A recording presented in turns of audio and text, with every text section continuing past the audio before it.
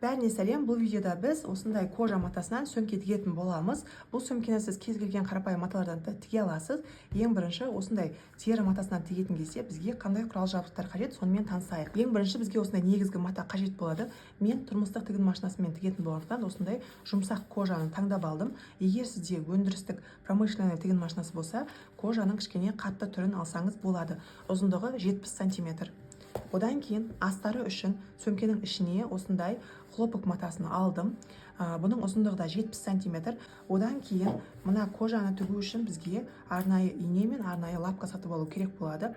Біз стандартты ине мен стандартты лапкамен тігетін болсақ, мына тері матасын біріншіден тесіп жібереді, содан кейін жиырып, мына қарапайым лапка тікпейтін болады.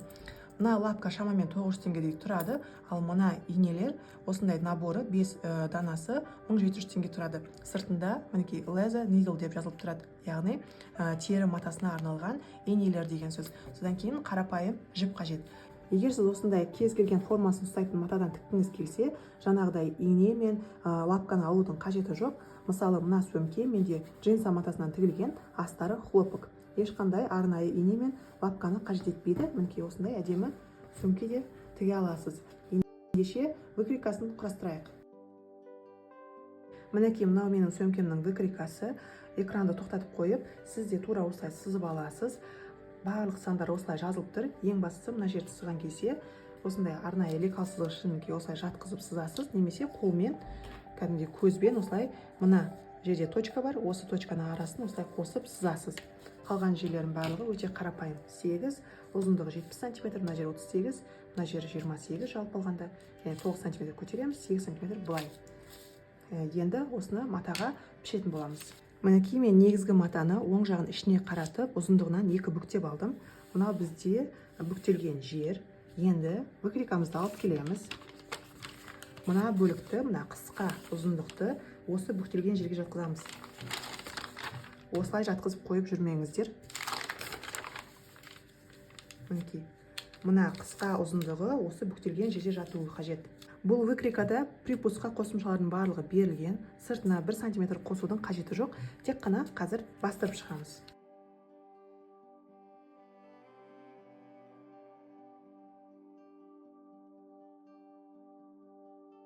Ашқан кезде бізде осындай бір бөлік шығу керек. Енді осындай тура тағы бір бөлікті қиып аламыз.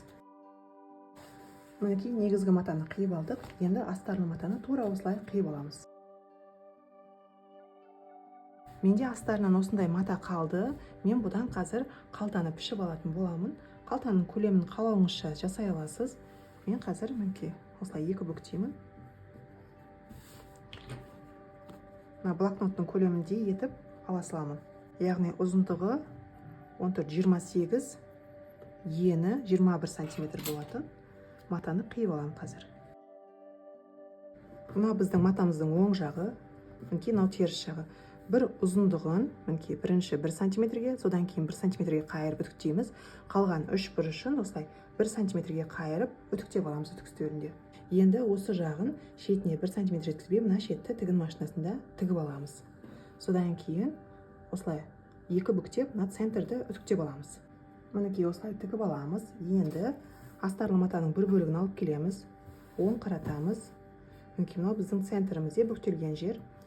Жоғарыдан төмен қарай 7 см сызамыз. Мінекей бұл бізде көмекші сызық болады. Сол жерге, мінекей мына бүктелген жерге, мына бүктелген жерді әкеп жатқызамыз. Содан кейін мен өзімнің логотипімді осы жерге тігіп қойғым келіп тұр. Осылай жатқызамын. Енді мына шеттерді инемен түйреп аламыз. Мінекей біз сөмкеміздің астарлы матасына қалтаны осылай түйреп алдық. Енді 3 шетін тігіп шығамыз. Шетіне 2 мм жеткізбей, мына 3 жанын тігіп шығамыз. Қаласаңыз, мына ортадан да бір сызық жүргізсеңіз болады. Сонда бізде 2 қалта шығатын болады.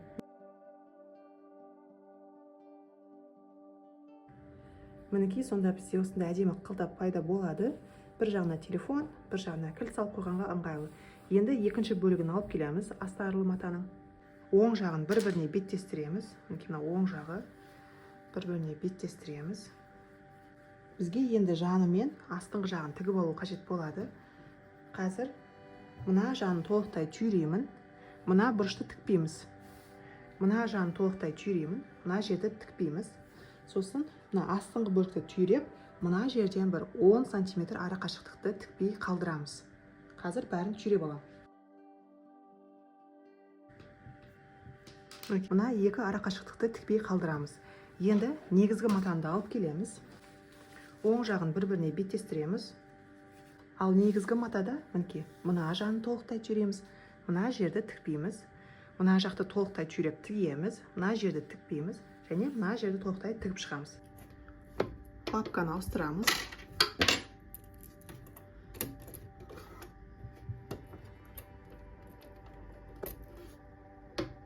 Мінекей теріге арналған арнайы инені орнатамыз. Тікпестен бұрын осылай тексеріп аламыз.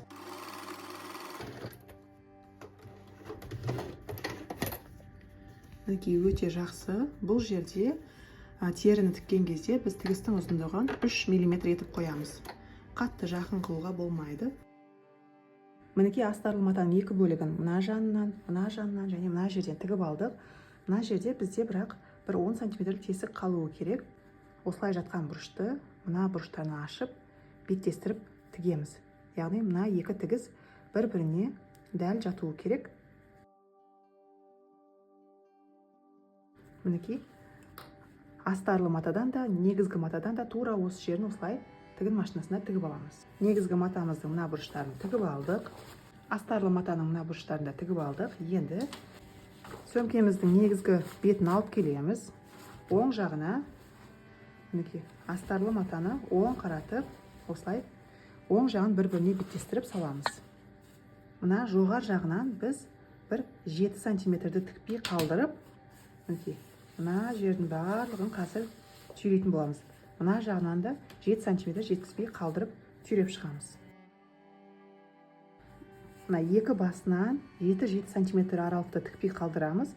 Қалған жерін бәрін толықтай тігіп шығамыз. Мына екінші бөлікте де тура солай тігіп аламыз.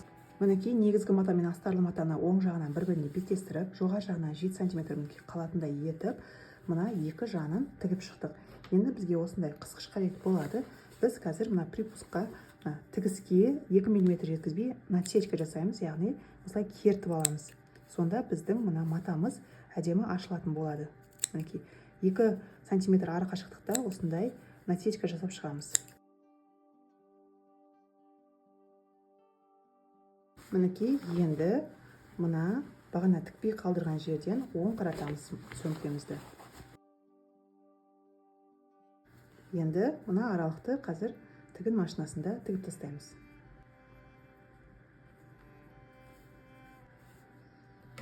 Мінекей осылай тіктік. Енді астарлы матаны сөмкенің ішіне саламыз.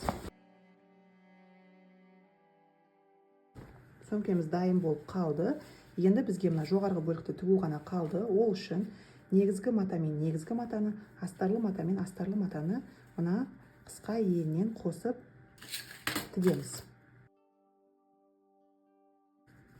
Мінекей шетіне 1 см жеткізбей тігіп аламыз. Сосын оң жағын бір-біріне беттестіріп, негізгі матаны да тігіп шығамыз. Ең бастысы мына тігістер бір-біріне сәйкес келуі қажет. Припускты екі жаққа қаратамыз. Тігіп шығамыз. Астарлы матаны қосып тігіп алдық, негізгі матаны қосып тігіп алдық. Енді оң қаратамыз. Оң жағынан түп-түзу осындай тігіс пайда болуы керек. Енді үтік үстеліне барып, мына астарлы матаны ішкі жаққа қаратып, осылай толықтай үтіктеп шығамыз. Мына кожаны үтіктеген кезде үстіне мата немесе марлыны қойып үтіктейміз. Осылай үтіктеп алдық кішкене. Енді мына екі аралықты мен қазір қолмен жасырын тігіспен тігіп тастайтын боламын. Негізі өте жіңішке инемен тігу керексіздер. Менде бар ине осы болды. Амал жоқтан осы жерді осы жуан инемен тігетін боламын. Мінекей осылай байқалмай қалады. Енді бізге мына сызықтан солға және оңға 10 см ара қашықтықты белгілеп алуымыз қажет болады.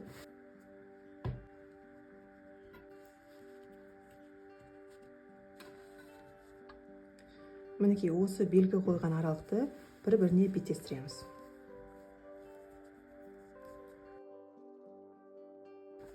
мына жерден бастап мына жерге шейін шетіне 0,07 сантиметр жеткізбей тігіп шығамыз.